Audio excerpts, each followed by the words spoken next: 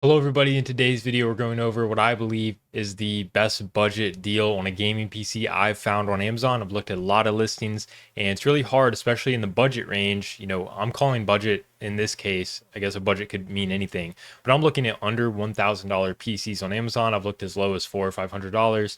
But keeping it under 1,000, and this is the best one I've found. I'm going to show you exactly why, and some other ones that were close, but I'll show you why I don't think they're really worth their price, even though they are a little bit cheaper than this one. I'll leave a link to this exact PC that I'm going to recommend in this video here that I've deemed the best budget under $1,000 gaming PC for its value. So you can check out that link in the description if you do want to check out this PC on Amazon for yourself. So this computer is a Skitec Nebula gaming PC by, of course, Skitec. They tend to sell a good bit of pre-built on Amazon along with CyberPower PC, which I'll show you one of those later and why I didn't pick it.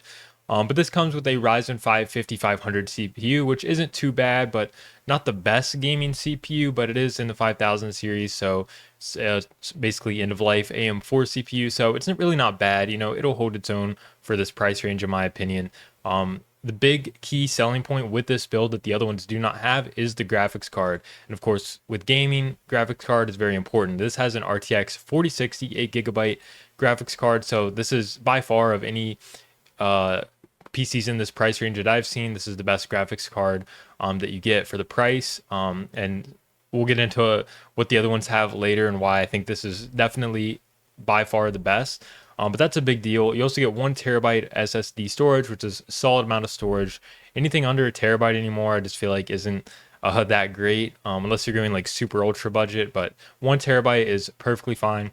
And you do get 16 gigs of DDR4 memory at 3200 megahertz, which is solid. Can't really go wrong there.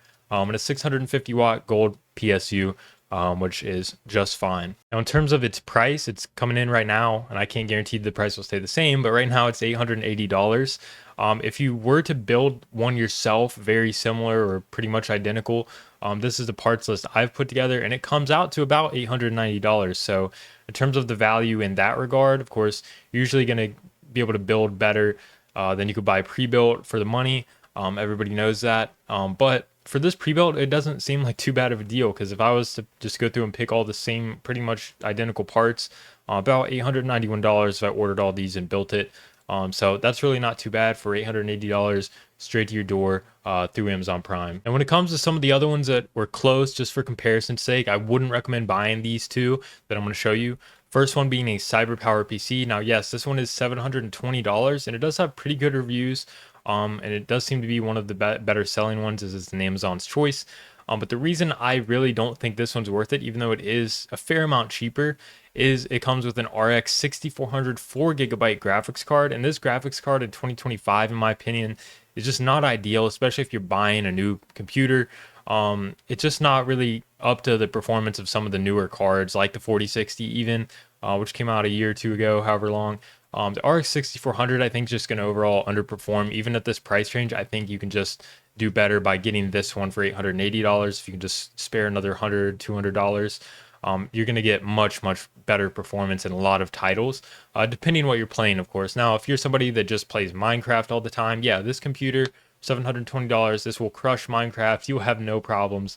But again, I'm looking at just the overall value of what you're getting, and I think this one for $720, even though it's one of the lower price ones with good ratings on Amazon, I just think this RX 6400 4GB to me is a deal breaker. Otherwise, its specs are pretty similar to the one that was $880 that I recommended. It even does have less storage though. Like I said, I'd recommend at least 1 TB of storage unless you're going super budget. So I wouldn't call this the deal breaker on this one.